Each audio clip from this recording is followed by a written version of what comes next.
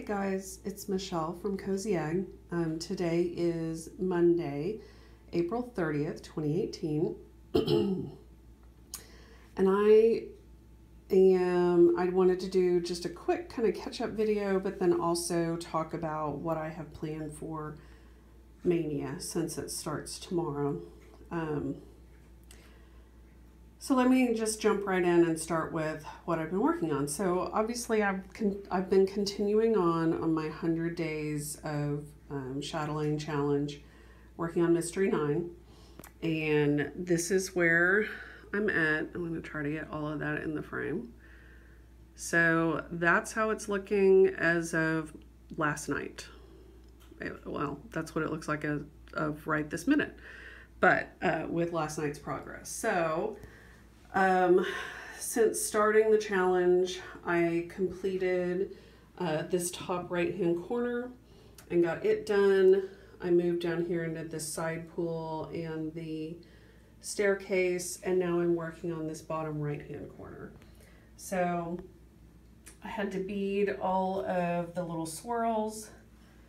I finished up the pool earlier in the week.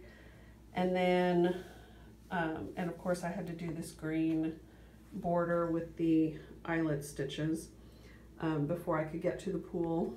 The pool has some over one there, that little fleur-de-lis, and beads obviously. And then last night I completed doing the beading on the espalier trees. So on this corner, the beads are a very pale pink, which hopefully you can see. So got all of those done. So that's where I'm at as of right now. And I will insert Ramsey's. I will insert a photo of day one so that you can see. Sorry, I'm like fighting a cat with one hand, holding the camera with the other. So that you can see where I started, and I'll insert that right here.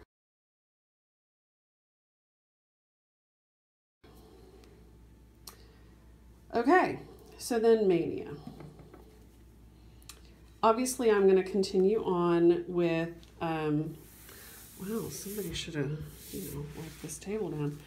I'm going to continue on with my Chatelaine challenge, but here's what I've got planned for Stitch Maynia. So basically what I did was I went through my whips and I came up with 9 samplers that I already have as whips that I wanted to work on for Maynia.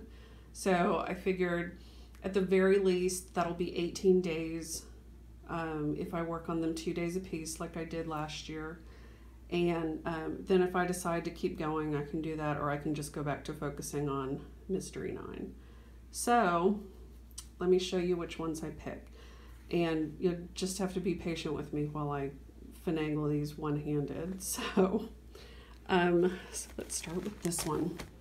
This is in my macaron bag that came from, the fabric came from Paris. And so this is, and funny enough, what got me thinking about this one, Felicity Stitches have been talking about it, and then last night I looked at, I watched Farm Girl's latest video, and she's got this out too. So this is, somewhere I have the chart. This is the Birds of a Feather mystery. It was a mystery sampler by With Thy Needle and Thread, Brenda Gervais. And I've got all 3 parts. I've got all my threads in here, hopefully. But let me show you what this looks like so far. So I think the fabric that I'm using might be Confederate Gray, although it's looking a little green in this in here. So I don't have that much done, obviously. And I think part of the reason that I put this away when I did was because one of the thread colors really blends in with the fabric. And I was not loving that. Let me see if I can find the whole thing. Here's the whole thing.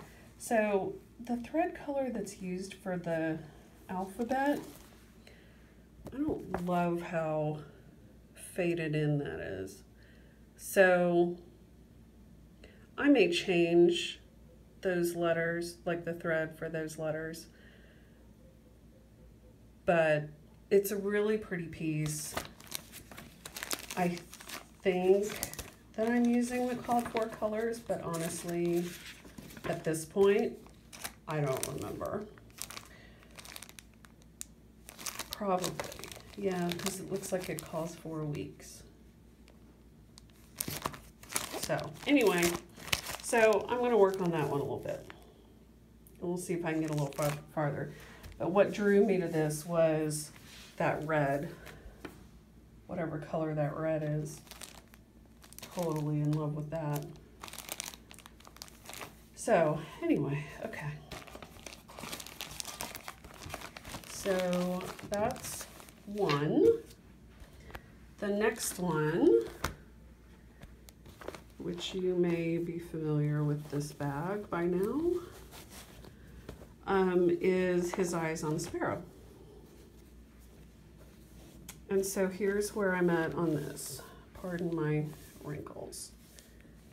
So this one is on my Whipocalypse Year of Whips piece for this year. And so I did get this out earlier in the year and made some progress. I got that big basket of flowers done. Came down here and started on this guy. But then I ran into some problems because the color that it calls for, mine is almost exactly the color of my linen. So I had to go pick a new thread to use, and I haven't gotten back to this to see if that'll work. But I did come up here and start kind of going across on this border because I wanted to be able to have page one totally finished. So I thought I would get that back out and work on it a little bit. The fabric for this bag came from a little shop in Bavaria, and this actually houses a couple of things. So let's see what I have in here. I have my Plum Street, which I have not started yet, but the crowned bird sampler that was designed for my guild, the Tudor Rose Guild. I haven't started on that yet, but it's in here. But the piece somewhere is, do I have a picture of it? Good Lord. Talk about organization. Let me see if I've got a picture of it. Nope. So I'll have to insert a photo. But this is the little red chair sampler by the Scarlet House, which was one of the pieces that was taught when I went to summer school at the Attic. And this is on 45 count with Tudor silks, which are beautiful and lovely. And Tanya put them on this ring that has your thread key, which I think is totally helpful. So I may actually do something like this in the future. But that's where I'm at. So I've been thinking about this piece a lot when I was working on that Colonial Garden piece, because it's on that higher count linen. I thought, you know, I should probably get this one out and work on it too, since it's 45 count, before I completely lose my eyesight.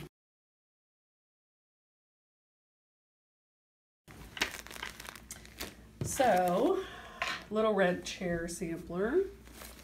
And then speaking of high count fabrics, This one is also on a high count, and also using Tudor silks, which there's some of them.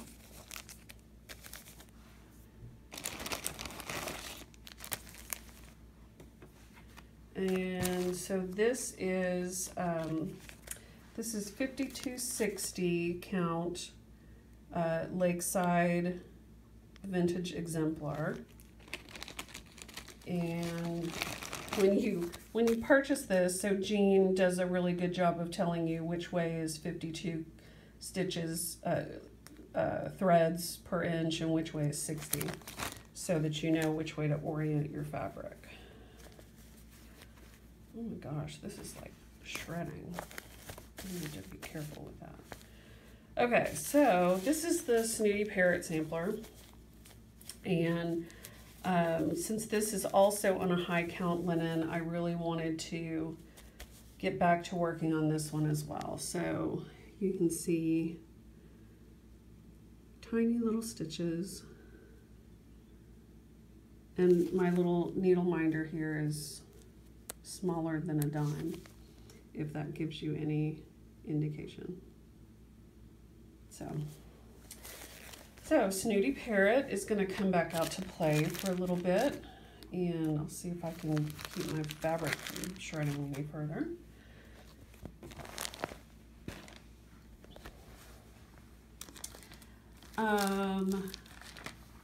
This one is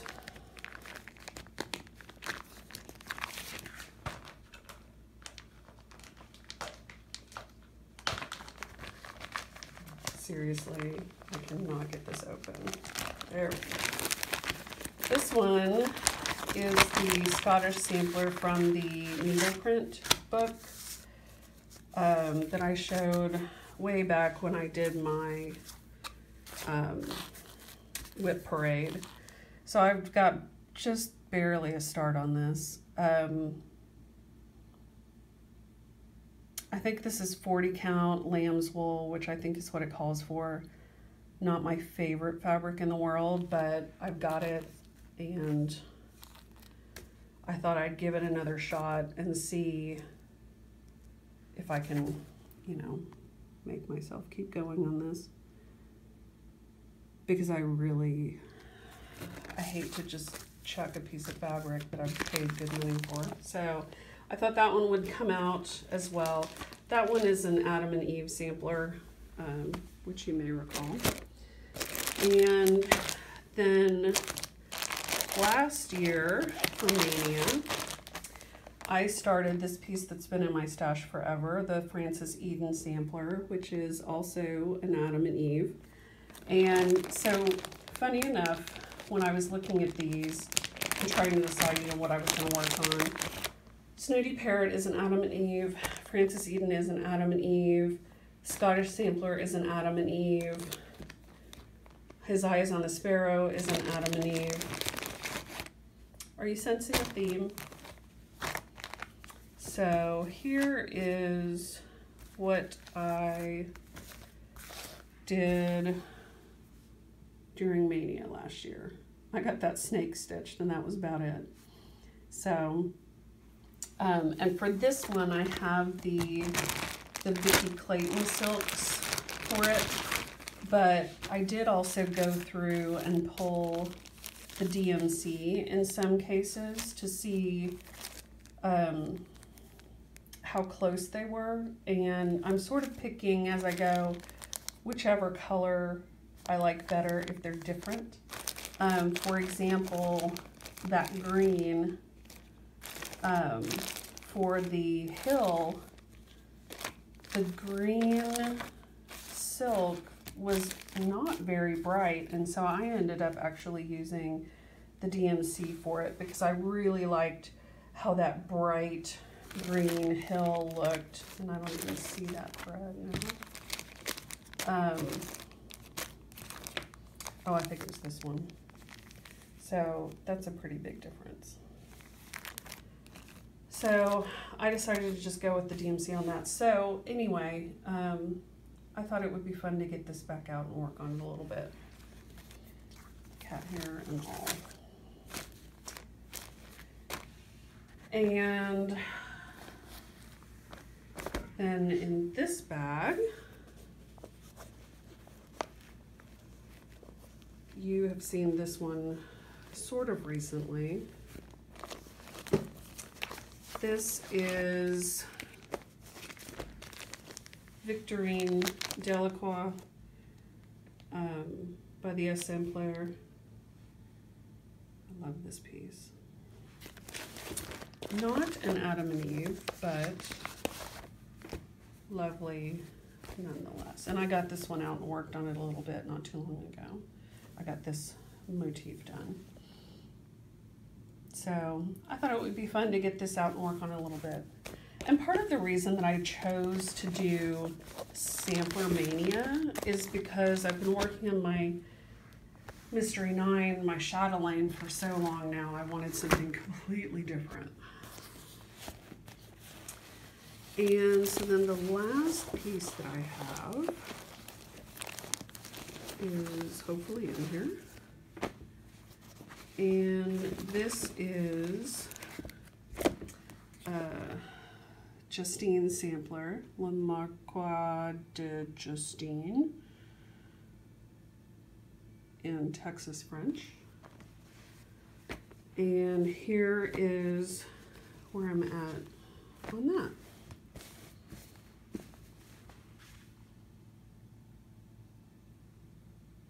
And I just love this one too. So, a couple of French samplers, a couple of Adam and Eve samplers. And so speaking of Adam and Eve, I decided that if I really just got a bee in my bonnet and wanted to start something, I would go ahead and start this piece that I showed you in my last video by Ellen Chester. So, and I've got my fabric and my threads all ready to go. So that's what Maynia is going to look like for me. Again, I'm going to continue to work on, oh, one more. I forgot this one. How could I forget this one? Dutch Beauty. So that's where I'm at on Dutch Beauty. And I was just sort of continuing along my border. I thought I'd, you know, get some border in and see, alleviate my fears that it won't fit on my fabric. So yeah, I thought I'd get Dutch Beauty back out and work on it a little bit. So this is probably my quickest video ever, but I'm going to continue to work on Mystery 9 and do that every day. But I figure there's room to, you know, also work on some other things at the same time and get a little bit of sampler stitching in to scratch that itch that I'm feeling. So that's my plan. I'm also going to vlog over the next at least 18 days while I'm doing this and show you my progress and what I worked on.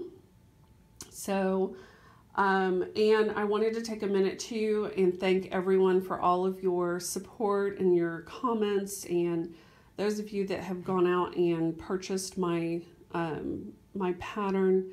I really, really appreciate it so much. And you know, special thanks to Michelle Bendy Stitchy for doing a shout out on her video of my chart, as well as Gerald's new chart. So thanks, Michelle, really appreciate that. And don't forget, show notes are always on my blog. There's a link to that in below the video on YouTube, so you can always get to that.